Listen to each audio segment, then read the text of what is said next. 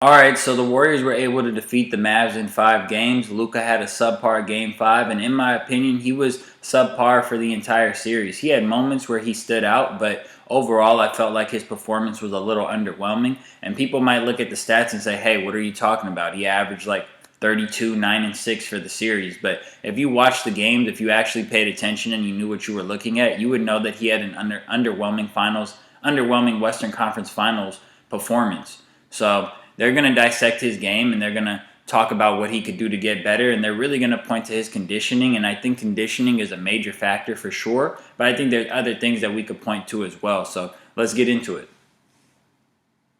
Well, do you have an issue with how Luka played last night?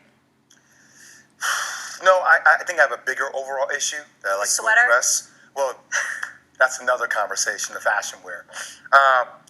Look, let me preface everything I'm about to say by Luka is one of the most offensive, gifted players that the game of basketball has ever seen. I love watching him play.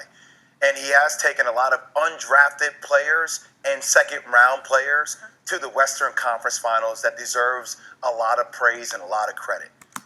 Well, I have to stop the video right there because I've seen this movie before. When a guy like LeBron James, Luka Doncic, Russell Westbrook, James Harden, when they play their style of basketball, which is dribble, dribble, dribble, isolation basketball, heavy usage at the top of the key, and everybody has to spread out, what else can you expect? You can't have another star player playing alongside Luka. Kristaps Porzingis, I know everybody hates Porzingis, but Porzingis is a talented player. He's not the smartest player. He's not the best player. I'm not a big Porzingis fan myself, but Porzingis was a talented player, and Luka didn't know how to make it work because Luka wants you to spread out. He wants you to catch and shoot the three. He wants you to play defense, and he wants you to rebound. And on offense, give him the ball and let him work it. Luka's not a guy who you can really have another great playmaker playing alongside of him, at least not with the style of basketball that he's playing right now. And that was always the problem with LeBron James. That's why Kyrie Irving got tired of playing with LeBron James after a while. That's why after the first season when the Heat lost to the Mavericks, Dwayne Wade said, all right, LeBron, you have the ball. You do your thing. I'm going to stand off to the wing. This is your team. Take over. Don't worry about sharing the ball with me or going back and forth with me because these guys don't know how to play any other style of basketball. They grow up playing AAU basketball and playing on their high school teams, college basketball, where they're just the star player and everything just works through them. So they're used to that. They don't know how to play any other style. Their entire lives have been spent with them as the focal point on the offensive end. So they don't really know how to, hey, maybe let me go get some baskets going off the ball as a slasher or going off the ball posting up. I mean, Luka would be great in the post. When you look at his physique and you look at how tall he is, you would think he'd be great in the post. You think LeBron would be great as a slasher, but these guys just want to hold the ball at the top of the key and they want to work from there because they're not great off the ball players because they don't feel comfortable doing anything else. So I'm not going to point the blame at the teammates when the teammates were put there to put the star player in the best situation possible. I don't think if you trade away multiple three-point shooters and defenders on the Mavs and you got like a great playmaker to go alongside Luka, I don't think that team would be better than it is right now. I think that team maxed out on everything that they had, and I think they maxed out on the whole experience, the Luka experience, the Jason Kidd experience, because the Luka Jason Kidd experience is just, hey, we're going to have all these guys buy in on defense, and on offense, Luka, you do what you want to do. And Rick Carlisle wasn't going for that, and that's why Mark Cuban got Rick Carlisle out of there. And Kristaps Porzingis wasn't going for that, and that's why they got him out of there. Now they got a bunch of guys who fit into what they got going on, but Brunson's going to want a lot of money this offseason. We'll see if they keep him or if they let him go. And the Mavs got some things to figure out because this style of play, it doesn't normally correlate to winning. But I will not let anybody ever again, until he proves it, put his name in the same conversation with LeBron James. I won't do it. Agreed. I'm not going to do it. I'm not even going to come out with the similarities of passing, the footwork, the body size, all of that. Because I think for me, for Luka's name to be mentioned in that same category, even though the stats may start to, associate him in that realm, LeBron James, the effort that I saw him give on the defensive end, night in and night out, it's just different. It's exponentially different. Now, we have Patrick Beverly on our network for the last couple of days, and his commentary is always very He's coming on the show, by the way. Enlightening. And he talked about certain players in the NBA being cones, right? But Luka is a cone on defense for sure. Luka's arguably the worst defender in the NBA, and they're going to get into his conditioning. And this is something that I just want to point out that I'm not hearing anybody talk about. It's one thing to ask Luka, hey, lose some weight and move better, but I don't think Luka's ever going to be able to really guard Andrew Wiggins. Like, they were leaving Wiggins and Luka on an island together, and they were having Luka guard him, and he was just doing one dribble mid-ranges or just getting to the cup. I mean, Wiggins dunked on top of this dude. It was one of the best dunks we've seen in a long time. So I don't think Luka's ever going to be able to just sit on an island and guard like Andrew Wiggins, who isn't even like an all-elite NBA player. He's a good player, but, I mean, there's a lot harder guys to guard at that position than Andrew Wiggins, and he was struggling with Wiggins. So I don't think he'll ever be that kind of guy that you could leave on an island like that. But I do think maybe if he could bulk up a little bit, if he can get a little stronger, if he can tone up, maybe you could just hide him at the power forward spot. Maybe you could hide him at center because he has a really good nose for the ball and he's a really good rebounder. And I would actually try that. If he can get stronger in the offseason, maybe next time you play the Warriors, you could put him at the 5 and you could have him guarding Kevon Looney. You could have him guarding the Draymond Green, because you could trust that he's strong enough and that he'll put enough of an effort in that he can bang with them down low and he could hedge hard enough and run back to the big men in time.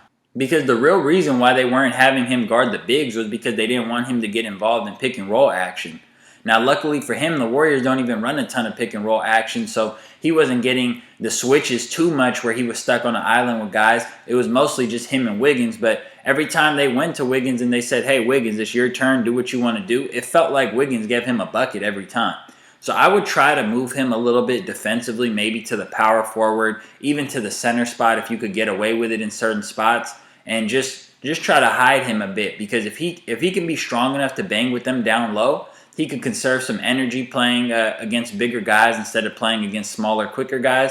And then he's a good rebounder, so you could get those rebounds down low, and he could just start the break once he catches the ball off the glass. So I like Luka maybe playing power forward or center defensively, and I think it's easier to ask him to do that than it is to ask him to lose a whole lot of weight and become somebody who's just like really light on his feet and can stick with an Andrew Wiggins. I think that's a tall task, and I don't really know if that's even possible.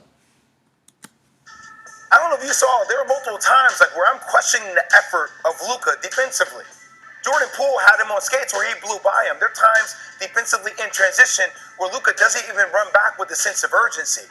So when I start talking about the great players in the game, the greatest players in the game, that 0.0001%, you at least...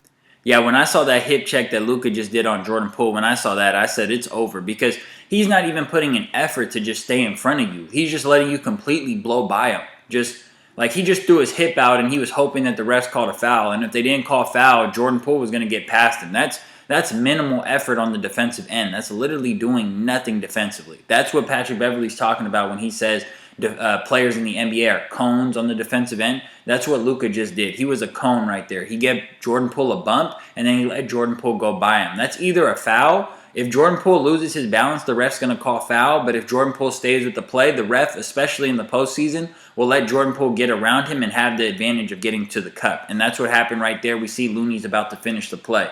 So Luka has to get better on the defensive end, or they have to do a better job of hiding him, because even in the Phoenix series, Chris Paul was getting those switches onto Luka in the first 2 games, and Chris Paul and Booker were just cooking Luka, especially in game 2. It's like they were just violating Luka defensively. So you have to do a better job of hiding Luka. Like I said, maybe putting him on the power forward or the center on the defensive end. And to the point that Jay Williams was making about Luka complaining to the referees and not really getting back on defense, he needs to step that up. That's one of my biggest concerns with Luka, is like he gets down on himself and he gets frustrated during games, and he's allowing that to affect his team on the other end. It's one thing for us to try to hide you while the other 4 guys have to play 4-on-5 on the defensive end. It's another thing for you to literally not be running back and to make it clear-cut and obvious that it's 4-on-5 on the other end. To make it literally 4-on-5 on the other end. And that's what Luka was doing. Luka missed 8 shots at the rim. He missed 10 threes, and then he missed 8 shots within the three-point line. Those 8 shots within the three-point line, it felt like whenever he missed one of those and didn't get the call, and he was on the ground or he was under the basket or whatever, he was not getting back. or he was just yelling at the refs. It felt like he did that every time. Or if he turned the ball over, he had about 4 or 5 turnovers yesterday. I think he had 4. He didn't get back every time. So that's 12 times right there where it's like, dude, you didn't run back. You didn't run back and you put your team at a disadvantage. So Luka needs to clear that up. It's very tough as a role player when your star player isn't giving an all-out effort, when your star player is making mistakes, when he's doing all that type of bullshit. It's very hard as a role player to buy in and say, this is the guy who I'm going to dive on loose balls for. This is the guy who I'm going to set 200 screens for. This is the guy who I'm going to sacrifice the talent that I could do with the ball in my hands. I'm going to sacrifice that and defer to him just for him to not be giving his all-out effort. It creates problems, and guys aren't going to want to play with him after a while if he keeps doing that shit. Even with Steph, I'm seeing him give effort. He may not be as great as a defensive player as a LeBron James or Michael Jordan, these guys, but he's giving effort. He's showing you that mentally he is applying himself. And for Luka to get his name in that upper echelon as the LeBron James, the Giannis's, I need there to be effort. And I think that's the next step we're seeing in the evolution of his game. Now, Jesus Christ, this guy is getting cooked. He may not ever be able to change. But the conditioning aspect, not only of his body, but of his mind, about him drawing a line in the sand and being that complete player on the offensive end to a certain degree on the defensive end, that's what I need to see from Luka. That sets a tone for the rest of the players on his team for him to take that next step. Well, Agreed. Those are some good points.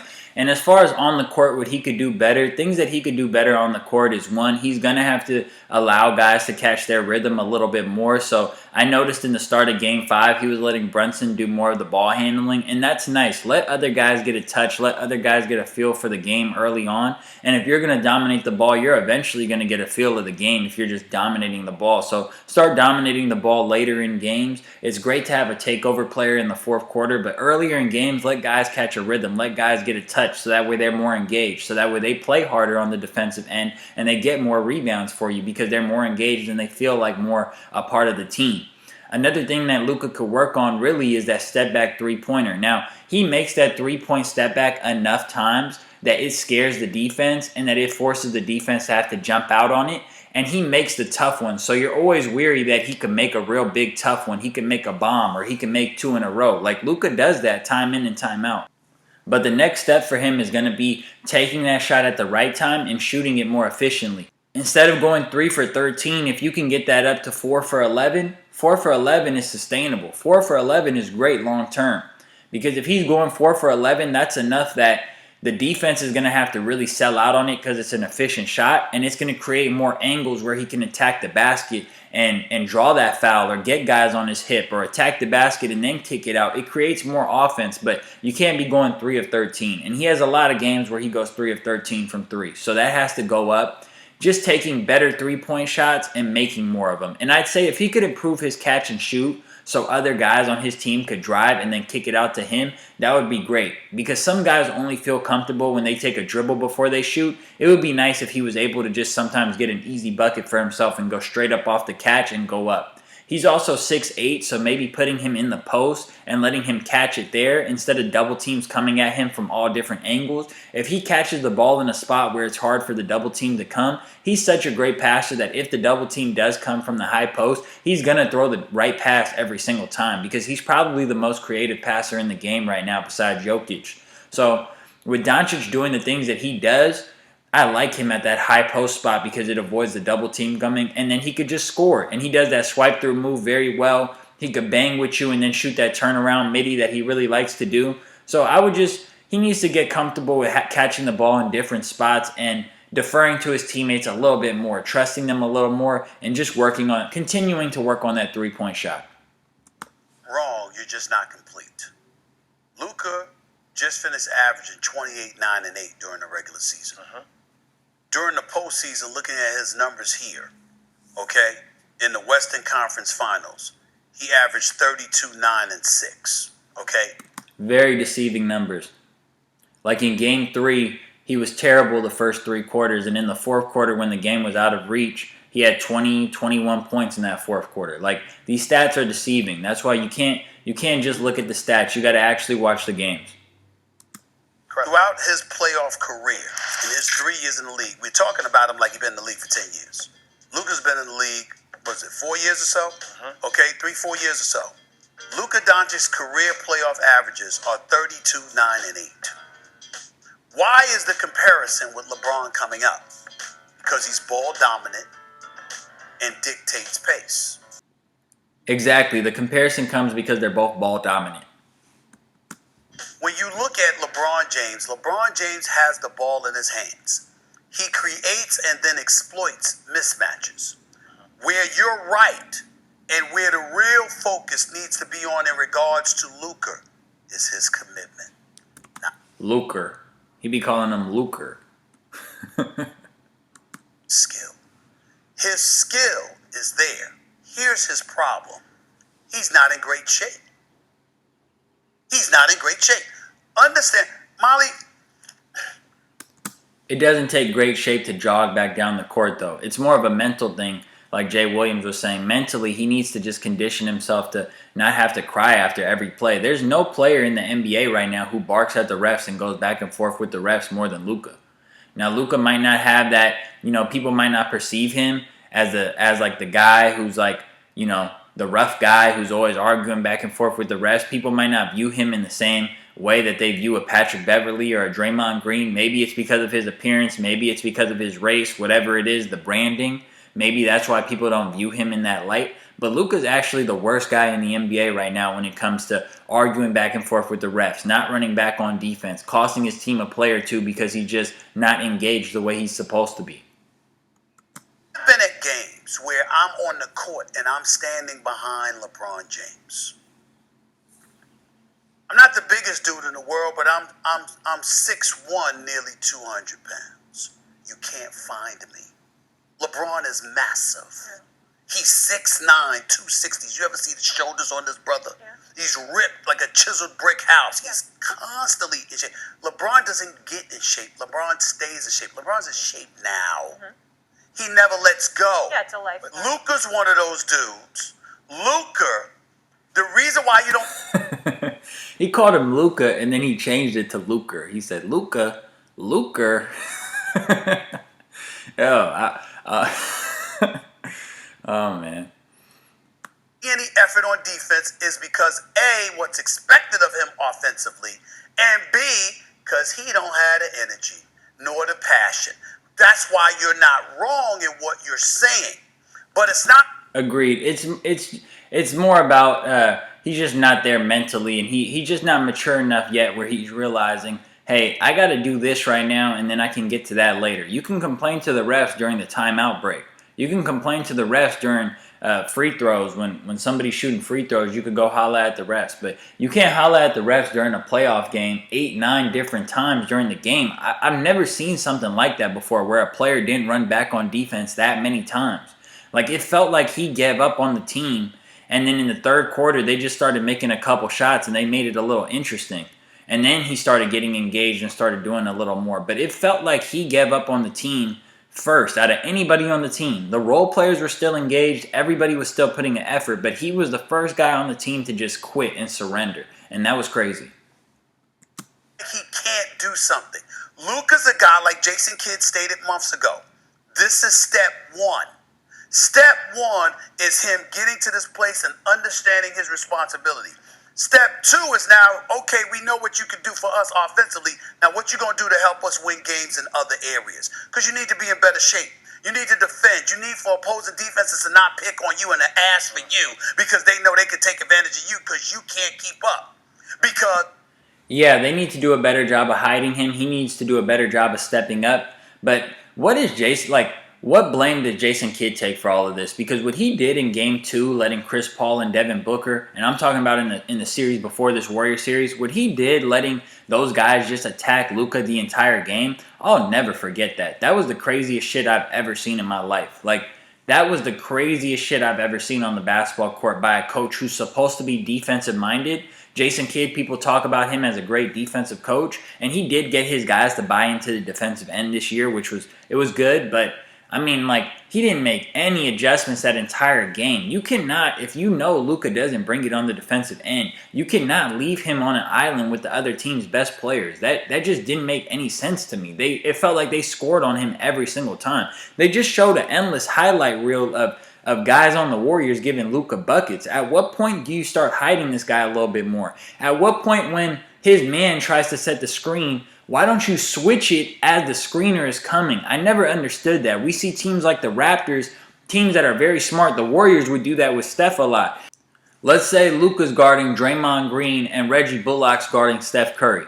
Draymond comes and gives Steph Curry, gives a screen to Brunson to try to free up Steph Curry, right? So as Draymond's coming up to set the screen on Brunson, or not on Brunson, as Draymond's coming up and setting the screen on Bullock, Luka, instead of following Draymond, he should be switching with somebody else on the team who's guarding someone who's not a shooter. So whoever's guarding Looney, let's say Kleber is guarding Looney, Luka and Kleber are supposed to be communicating, and they're supposed to switch as Draymond is coming up. Draymond's not going to see that because Draymond's running to Steph to set the screen. So now it's Kleber who's trailing Draymond and popping up on Steph, and it's Luka hiding in the back on Looney or hiding in the back on somebody else who doesn't shoot. Because, of course, if you do the off-ball switch, Steph could see you guys switching, and he could just throw a bullet to Klay Thompson if you're trying to switch off Klay mid-pick and roll, right?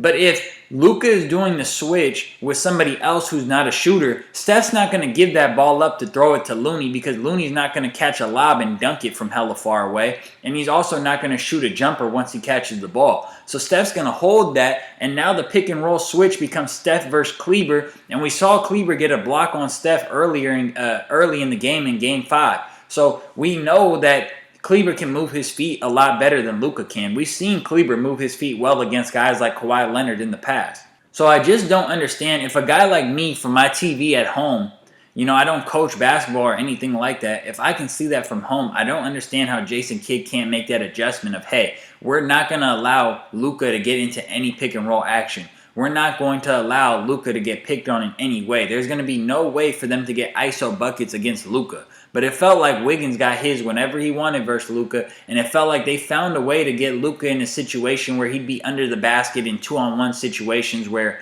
either they're going up on Luka or they're diming it to somebody and Luka helps and now that guy gets an open basket. They didn't do a good job of hiding Luka at all. So a lot of this falls on Jason Kidd. Luka's not that guy. He's not in shape. And so as a result of it, when we talk about a guy like LeBron James, for example, let's understand of all the great things that LeBron James has achieved, 10 NBA trips to the finals, 10 trips to the NBA finals, 4 championships, etc. Of all the things that we should pay homage to LeBron for, to me, the number one thing is his professionalism. He doesn't cheat you. He's always in shape. He's always ready. You literally have to hurt him for him not to be ready because he takes care of himself, because he understands the responsibility that comes with being a professional, and he embraces it and lives up to it. Yeah, so that's about it. Luka Doncic, there's a couple things that he's going to need to work on. Like I said earlier, the step back three needs to become more efficient. The catch and shoot jumper needs to improve. If he could strengthen himself up, I would actually hide him on power forwards and centers instead of putting him out on the perimeter, asking him to lose weight and move better. I don't really know if he's ever going to be built for that on the perimeter, so maybe hiding him on 4s and 5s will be best for them on the defensive end. And lastly, he's going to have to decide if he got it in him to play this style of basketball and do it at a winning rate, because it's extremely hard to do, and really the only guy we've seen have any real success with it is LeBron James. And if he's not going to do that, he needs to start falling back a little bit more and allow other guys to come in and join the Mavericks and start recruiting other guys to the Mavericks and make them feel comfortable that they could play with him because his style of basketball will allow them to shine as well. Because right now, he's playing a style of basketball that the only guys that can play with him are the role players who are on the team. So I don't put any blame on his teammates. I would say that the reason that the Mavericks lost this Western Conference Finals to the Warriors is because the Warriors were a smarter group. Their basketball IQ was higher, not only from the star players, but from the coaching staff as well. So thanks for watching. Peace.